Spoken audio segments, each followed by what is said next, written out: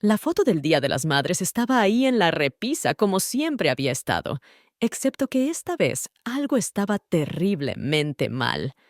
Mi rostro, completamente arrancado, dejando bordes irregulares donde solía estar mi sonrisa. Mis manos temblaron mientras tomé el marco plateado, pasando mis dedos sobre el papel áspero donde alguien había arrancado deliberadamente cada rastro de mí. Mamá, papá, mi hermano menor Santiago, incluso nuestro viejo Golden Retriever Bruno. Todos los demás permanecían perfectamente intactos, sonriéndome como si nada hubiera pasado. Se me cayó el alma al piso. Esto no era algún accidente o la foto deteriorándose con la edad. Alguien había tomado tijeras o tal vez solo sus propias manos y me había removido metódicamente de nuestra familia. La precisión de todo me puso la piel de gallina. Habían sido tan cuidadosos de no dañar a nadie más, solo borrándome como si nunca hubiera existido. ¡Mamá! Grité, mi voz quebrándose ligeramente. ¡Papá! ¿Pueden venir aquí un momento? Aparecieron en la entrada de la sala, mamá secándose las manos con un trapo de cocina, papá aún sosteniendo su café de la tarde. La normalidad casual de sus expresiones hacía que todo se sintiera aún más surrealista. ¿Qué pasa, Esperanza?, preguntó mamá, aunque algo parpadeó en su rostro cuando vio lo que yo sostenía. Levanté la foto mutilada, observando sus reacciones cuidadosamente. «¡Alguien destruyó esto! Mi cara está completamente desaparecida. ¿Saben qué pasó?» El silencio se extendió entre nosotros como un alambre tenso. Papá se aclaró la garganta y miró hacia otro lado. Los ojos de mamá se dirigieron al piso, luego de vuelta a mí, luego a papá. Ninguno de ellos parecía sorprendido. Ninguno de ellos parecía preocupado. ¿Y bien?, presioné, mi corazón martillando contra mis costillas. ¿No van a decir nada? Es solo una foto vieja, mi amor, finalmente dijo mamá, su voz artificialmente ligera. Estas cosas pasan a veces. Probablemente el pegamento se deterioró después de todos estos años. La miré con incredulidad. Mamá, mira esto. Realmente míralo. Esto no es falla del pegamento. Alguien tomó tijeras y cuidadosamente cortó alrededor de toda mi cara. Los bordes están limpios, deliberados. Papá se movió incómodamente, aún negándose a encontrar mis ojos. Tal vez deberíamos tomarnos una nueva foto familiar. ¿Han pasado qué? ¿3 años desde esa de todos modos? El desaire casual me golpeó como una bofetada. 3 años. Esa foto era de la graduación universitaria de Santiago, una de las últimas veces que habíamos estado todos genuinamente felices juntos. Antes de que empezaran las discusiones, antes de que yo comenzara a cuestionar cosas que nunca había cuestionado antes. «¿Entonces ninguno de ustedes sabe nada sobre esto?», presioné, sosteniendo el marco más alto. «¿Simplemente pasó mágicamente por sí solo?». El trapo de cocina de mamá se retorció más fuerte en sus manos. «Esperanza, estás siendo dramática. Es solo una foto. Solo una foto». La frase resonó en mi cabeza mientras miraba sus rostros, cerrados, defensivos, como si yo fuera el problema por siquiera mencionar esto. Mi pecho se sentía apretado, esa sensación familiar que había estado sintiendo más y más últimamente al tratar con mi familia. Como si me estuviera ahogando a plena vista y a nadie le importara lo suficiente para tirarme una soga. Mi teléfono vibró con un mensaje de mi mejor amiga Carmen. «¿Café mañana? Sonabas estresada ayer». Gracias a Dios por Carmen. Al menos alguien en mi vida aún actuaba como si yo importara. «Está bien», dije en voz baja, poniendo la foto de vuelta en la repisa. «Si así es como quieren jugar esto». Me di la vuelta y caminé hacia las escaleras, sintiendo sus ojos en mi espalda. A la mitad del camino, escuché a mamá susurrarle algo a papá, pero no pude distinguir las palabras.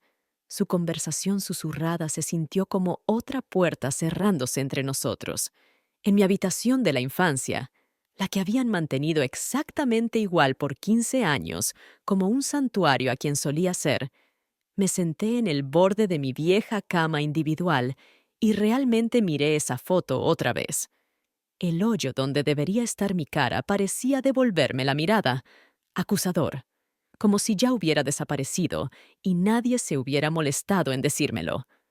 A la mañana siguiente, en el café El Rincón, Carmen me echó un vistazo a la cara e inmediatamente me pidió un espresso doble. «Ok, cuenta, te ves como si no hubieras dormido en semanas». Saqué mi teléfono y le mostré la foto que había tomado del marco vandalizado. La mandíbula de Carmen se abrió mientras estudiaba el hoyo irregular donde solía estar mi cara. Madre mía, Esperanza, alguien realmente le hizo daño a esto. ¿Quién haría? Se detuvo a media oración, su expresión cambiando. Espera, ¿tus padres actuaron como si no supieran nada? Peor, actuaron como si yo estuviera loca por siquiera preocuparme por eso. Las palabras se derramaron de mí. Sus actitudes despreciativas, la conversación susurrada, la forma en que me habían mirado como si yo fuera el problema. Carmen, creo que saben exactamente quién hizo esto. Se inclinó hacia adelante, bajando la voz. Cariño, he sido tu amiga por 20 años. He visto a tu familia tratarte como decorado de fondo desde que éramos adolescentes. ¿Recuerdas cuando Santiago consiguió esa beca completa para la Universidad Nacional y tus padres le hicieron una fiesta con 200 personas? Luego, cuando te graduaste summa cum laude de la escuela de enfermería, te llevaron a Sanborns. Mi estómago se apretó. Había tratado tan duro de olvidar esa comparación, pero Carmen tenía razón. Santiago era el hijo dorado que no podía hacer nada malo, mientras yo era la hija confiable que mantenía las vidas de todos funcionando sin problemas. La que llevaba a mamá a sus citas médicas, que manejaba el papeleo del seguro de papá, que enviaba tarjetas de cumpleaños a parientes que ellos habían olvidado. Hay algo más, dije en voz baja.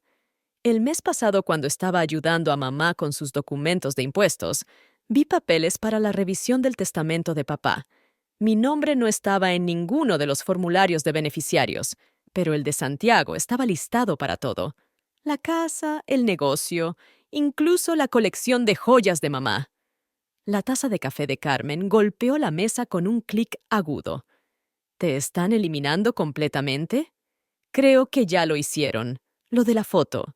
Es como si me estuvieran borrando por etapas. Mi voz se quebró ligeramente. 28 años de ser la hija perfecta, y estoy desapareciendo pedazo a pedazo. El café zumbaba con conversaciones matutinas a nuestro alrededor, pero me sentía completamente aislada en mi revelación. Carmen se extendió a través de la mesa y apretó mi mano. ¿Qué vas a hacer? Esa tarde hice algo que nunca había hecho antes. Revisé la oficina en casa de papá con propósito. No organizando sus papeles o archivando sus recibos como usualmente hacía, sino buscando respuestas. Mis manos temblaron mientras abría el cajón cerrado donde guardaba documentos importantes. Había tenido la combinación por años, ya que manejaba la mayoría de su papeleo de todos modos. El testamento revisado estaba justo ahí, fechado hace 3 meses. Tinta negra sobre papel blanco, haciéndolo oficial. Esperanza María Herrera no se encontraba por ninguna parte, ni siquiera mencionada como beneficiaria previa, como si nunca hubiera existido. Pero había más. Estados de cuenta bancarios mostrando una cuenta conjunta que nunca había conocido, con más de $600,000. Portafolios de inversión. Escrituras de propiedades para casas de renta que nunca les había escuchado mencionar. Mi familia no era solo cómoda, eran ricos. Y me lo habían estado ocultando mientras yo luchaba por pagar mis préstamos de la escuela de enfermería, mientras tomaba turnos extra en el hospital para pagar la renta de mi pequeño departamento.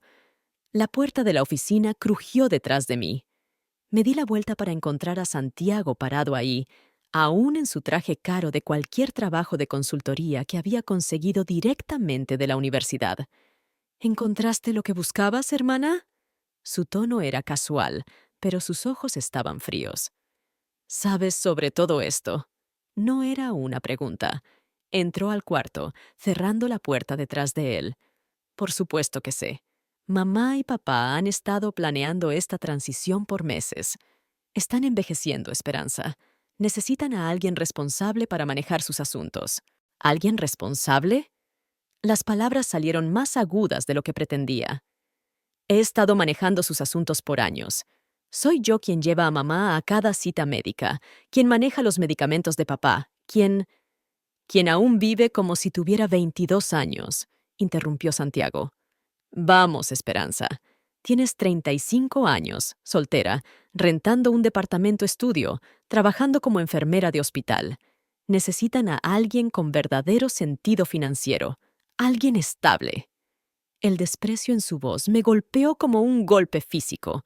Todo lo que había sacrificado por esta familia, las relaciones que había puesto en pausa, las promociones que había rechazado porque me necesitaban, la vida que nunca había vivido completamente porque estaba demasiado ocupada siendo su hija perfecta y confiable. ¿Entonces tú arrancaste mi cara de la foto? La expresión de Santiago no cambió. Esa fue idea de mamá, en realidad.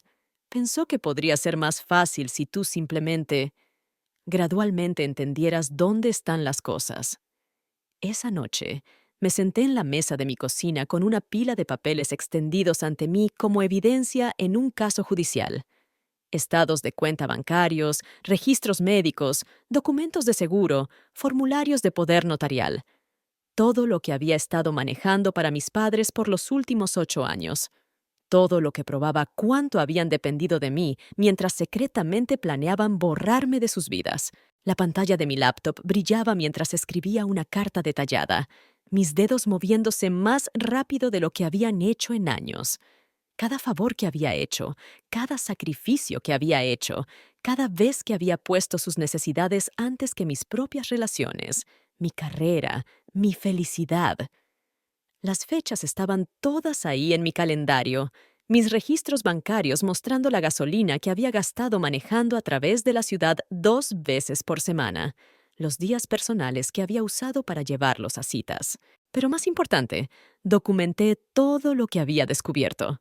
Los activos ocultos, las propiedades de renta, las cuentas de inversión que nunca habían mencionado mientras me veían luchar financieramente, los cambios del testamento hechos a mis espaldas, la crueldad casual de Santiago sobre mi inestabilidad, mientras yo había sido quien mantenía sus vidas funcionando sin problemas.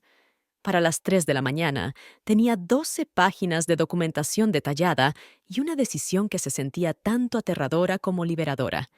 Imprimí todo, lo deslicé en un sobre manila y escribí con mi letra más pulcra: «Abran esto cuando me haya ido». A la mañana siguiente, llamé para reportarme enferma al trabajo por primera vez en 2 años. Mi supervisora, Patricia, apenas lo cuestionó. Nunca faltaba, nunca me quejaba, nunca causaba problemas. Igual que con mi familia. Manejé a la casa de mis padres una última vez, sobre en mano, mi corazón martillando tan fuerte que podía sentirlo en mi garganta. Estaban en la cocina teniendo su rutina usual de desayuno. Papá leyendo el periódico, mamá preocupándose por su medicamento para el colesterol que yo había organizado en contenedores semanales de pastillas. «Buenos días, mi amor», dijo mamá sin levantar la vista. «¿Podrías traer más jugo de naranja del refrigerador del garage? Se nos está acabando». Incluso ahora, incluso después de todo, su primer instinto era darme una tarea, hacerme útil. Puse el sobre en el mostrador entre ellos, mis manos sorprendentemente estables. «Necesito que ambos tengan esto». Papá levantó la vista de su periódico, levemente curioso. «¿De qué se trata esto?» «Solo prométanme que lo abrirán cuando me haya ido».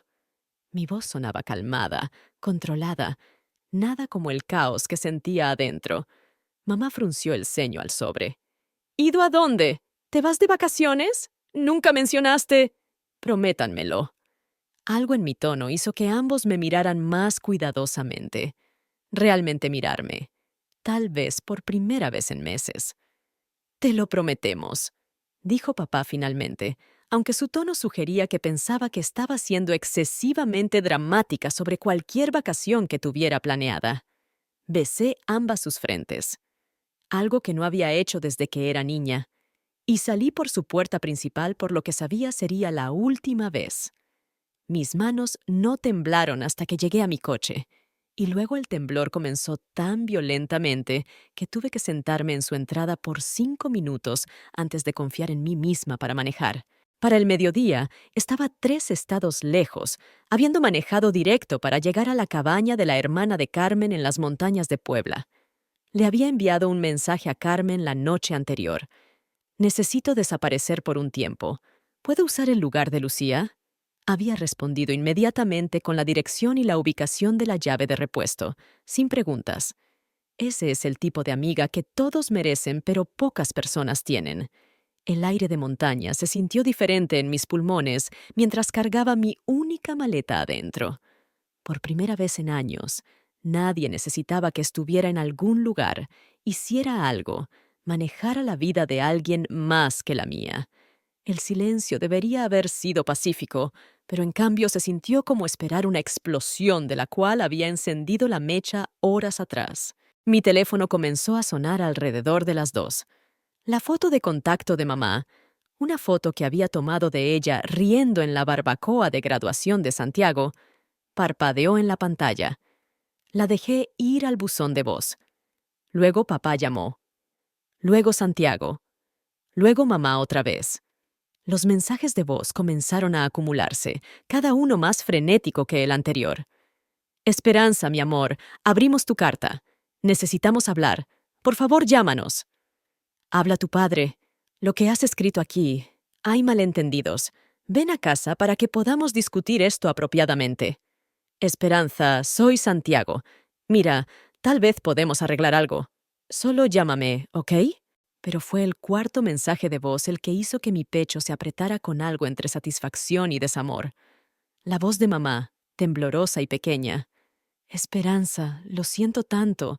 No me di cuenta. No entendimos cuánto. Por favor, ven a casa. Podemos arreglar esto. Podemos hacerlo bien. Demasiado tarde, pensé, viendo el sol ponerse sobre montañas que nunca había visto antes. Por primera vez en mi vida adulta, estaba exactamente donde quería estar, haciendo exactamente lo que elegía hacer. La soledad se sintió diferente aquí. Limpia, de alguna manera. Honesta. Mi teléfono vibró con un mensaje de Carmen. Hagas lo que hayas hecho. Tu mamá acaba de llamarme llorando. Le está preguntando a todos en tu lista de contactos si saben dónde estás. ¿Quieres hablar? Llamé a Carmen de vuelta esa tarde, mi voz más firme de lo que había estado en meses. ¿Qué exactamente me dijo mi madre? Oh, cariño, estaba hecha un desastre. Siguió diciendo que habían cometido un error terrible, que nunca quisieron que las cosas llegaran tan lejos. Quería saber si me habías dicho que eras suicida o que tenías una crisis nerviosa. Carmen hizo una pausa. Esperanza, ¿qué había en esa carta? Le conté todo. Cada detalle documentado, cada cuenta bancaria oculta, cada cita médica a la que los había llevado mientras secretamente planeaban mi borrado. Cuando terminé, Carmen estuvo callada por un largo momento. Dios mío, Esperanza. No me extraña que tu mamá esté perdiendo la cabeza. ¿Te das cuenta de lo que acabas de hacer? ¿Qué quieres decir? Acabas de mostrarles exactamente lo que están a punto de perder para siempre. No solo a ti, sino todo lo que has estado haciendo por ellos. ¿Quién va a manejar los medicamentos de tu papá ahora? ¿Quién va a llevar a tu mamá a sus citas con el cardiólogo? ¿Quién va a manejar sus reclamos de seguro y organizar sus documentos de impuestos? La realidad me golpeó como una onda fría. Por 8 años, había sido su asistente personal no pagada, defensora médica y gerente financiera. Había estado tan enfocada en la traición emocional que no había considerado completamente la devastación práctica que mi ausencia crearía. Mi teléfono sonó otra vez. Esta vez era la Dr. Isabel Morales, la cardióloga de mamá. Casi no contesté, pero la curiosidad ganó. ¿Esperanza? Gracias a Dios. Tu madre llamó a mi oficina llorando, diciendo que no podía recordar su horario de medicamentos y no sabía cómo contactar a la compañía de seguros sobre su próximo procedimiento. Parecía muy confundida y angustiada. ¿Está todo bien? Ya no estoy disponible para ayudar con su cuidado, doctora Morales. Necesitará hablar con su hijo Santiago sobre arreglos futuros. El silencio del otro lado se extendió incómodamente. Ya veo. Bueno, si esto es una disputa familiar, espero que puedan resolverlo. Tu madre ha llegado a depender de ti bastante para su manejo médico. Después de colgar, llegaron 3 llamadas más. El médico primario de papá, su agente de seguros, y de alguna manera incluso la SRA. Jiménez de la farmacia, donde recogía sus medicamentos mensualmente. La palabra se estaba esparciendo a través de su red de proveedores de servicios de que su persona de contacto confiable había desaparecido. El pensamiento debería haberme hecho sentir culpable. En cambio, sentí algo que casi había olvidado que existía: mi propio poder. Por primera vez, estaban experimentando cómo se veía la vida sin mí en ella. No la versión de fantasía donde Santiago suavemente se hacía cargo de todo, sino la realidad desordenada donde nadie más conocía los detalles intrincados de mantener sus vidas funcionando. Para el tercer día, las llamadas habían evolucionado de frenéticas a desesperadas a algo acercándose al pánico. Santiago dejó un mensaje de voz que me hizo reír en voz alta. Esperanza, traté de surtir las recetas de papá, pero la farmacia dice que necesitan autorización previa y no entiendo qué significa eso. También, mamá está teniendo dolores en el pecho, pero no puede recordar qué cardiólogo ve. ¿Puedes por favor solo llamarme? El niño dorado que me había despreciado como financieramente irresponsable no podía descifrar logística médica básica. Casi sentí lástima por él. Casi. Pero fue la llamada de Carmen el jueves la que realmente capturó mi atención. Esperanza, necesito contarte algo. Tus padres aparecieron en mi casa esta mañana. Mi sangre se heló. ¿Qué? Se veían terribles. Tu mamá ha perdido peso, tu papá se ve como si no hubiera dormido. Me rogaron que les dijera dónde estás. Tu mamá seguía diciendo: necesitamos a nuestra hija de vuelta una y otra vez. Fue honestamente desgarrador. ¿Qué les dijiste? Que estás segura, pero eso es todo lo que sé, lo cual es cierto. No sé exactamente dónde estás. Carmen hizo una pausa. Pero Esperanza, hay algo más. Tu mamá se desmayó mientras estaban aquí. Simplemente se cayó ahí mismo en mi pórtico. Tuve que llamar una ambulancia. Mi pecho se apretó. ¿Está bien? Está en el Hospital San Rafael. Los doctores piensan que fue un ataque de pánico combinado con agotamiento, pero están haciendo pruebas.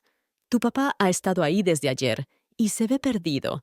Siguió haciéndoles preguntas a las enfermeras sobre seguro y procedimientos, pero no conoce ninguno de los detalles que tú siempre manejabas. La culpa familiar comenzó a filtrarse, esa vieja programación que decía que yo era responsable del bienestar de todos los demás. Pero luego recordé la foto con mi cara arrancada, la crueldad casual de Santiago, el testamento que me borraba completamente. Ellos se hicieron esto a sí mismos, dije en voz baja. Lo sé, pero Esperanza, cualquier cosa que te hayan hecho, tu mamá genuinamente se está desmoronando. Me dijo que ahora se da cuenta de que no eras solo su hija. Eras la persona manteniendo todo su mundo unido. Dijo que nunca entendió cuánto sacrificaste hasta que te fuiste. Esa noche, me senté en el pórtico de la cabaña y observé estrellas que nunca había visto a través de la contaminación lumínica de la ciudad. Mi teléfono tenía 17 llamadas perdidas, pero por primera vez desde que me había ido, no sentí la necesidad compulsiva de contestarlas. Que experimentaran lo que yo había vivido por años. La ansiedad constante de no saber si alguien que amas está bien. El viernes en la mañana, exactamente una semana después de haberles entregado ese sobre, mi teléfono sonó con un número que no reconocía. Cuando contesté, la voz de una mujer dijo: ¿Es Esperanza Herrera? Soy Ana Vázquez de la Oficina de Defensoría de Cuidado de Ancianos. Su hermano Santiago nos contrató para ayudar a manejar las necesidades médicas de sus padres, pero estamos teniendo problemas accediendo a sus registros. Él no parece tener la documentación necesaria o conocer su historia médica. Incluso Santiago estaba admitiendo derrota, contratando extraños para hacer lo que yo había estado haciendo por amor y deber por años. La ironía era casi demasiado perfecta. Ya no estoy involucrada en su cuidado, le dije. Necesitará trabajar con Santiago directamente. Entiendo, pero, señorita Terrera, sus padres están preguntando por usted específicamente. Su madre se agitó bastante ayer cuando se enteró de que nos habían contratado. Siguió diciendo, solo quiero a mi hija de vuelta. El personal del hospital mencionó que ha estado rechazando algunos tratamientos porque no confía en que nadie más entienda sus necesidades. Esa tarde, Carmen llamó con noticias que cambiaron todo. Esperanza, tu papá tuvo un infarto esta mañana. El mundo se inclinó hacia un lado. ¿Qué? Está estable, pero fue serio. Tuvieron que hacer cirugía de emergencia. Santiago me llamó porque no sabía qué más hacer. Dijo que tu papá siguió preguntando por ti incluso mientras lo preparaban para el quirófano. Me encontré parada en el medio de la cabaña, mis manos temblando por primera vez desde que me había ido. ¿Dónde está? Hospital San Rafael, igual que tu mamá. Ella ha estado a su lado, pero Esperanza se ve como un fantasma. Las enfermeras dicen que no come, no duerme, solo sigue diciendo que te falló, y ahora está perdiendo todo lo que importa. Esa tarde hice el viaje más largo de mi vida. 4 horas de vuelta a una ciudad que pensé había dejado para siempre, mi mente ciclando entre furia y desamor. Se habían llevado a sí mismos a esta crisis a través de su propia crueldad, pero verlos sufrir no se sentía como victoria. Se sentía como ver una casa quemarse con gente aún adentro. El lobby del hospital olía a desinfectante y desesperación. Los encontré en la unidad de cuidados intensivos cardíacos. Mamá acurrucada en una silla junto a la cama de papá, viéndose más pequeña y frágil de lo que jamás la había visto. Papá estaba despierto pero pálido, cables y monitores rastreando cada latido. Cuando mamá levantó la vista y me vio, soltó un sonido que nunca había escuchado antes. Mitad sollozo, mitad oración. «Esperanza. Oh Dios, Esperanza, regresaste». «Estoy aquí para ver a papá», dije en voz baja. «Eso es todo». Pero incluso mientras lo decía, viéndolos a ambos tan rotos, tan perdidos sin la hija que habían tratado de borrar, sentí algo cambiando dentro de mí. No perdón. Aún no. Pero tal vez el comienzo de entender qué venía después. Los ojos de papá encontraron los míos a través del cuarto y vi algo que nunca había visto antes. Miedo genuino, no sobre su infarto, sino sobre perderme para siempre.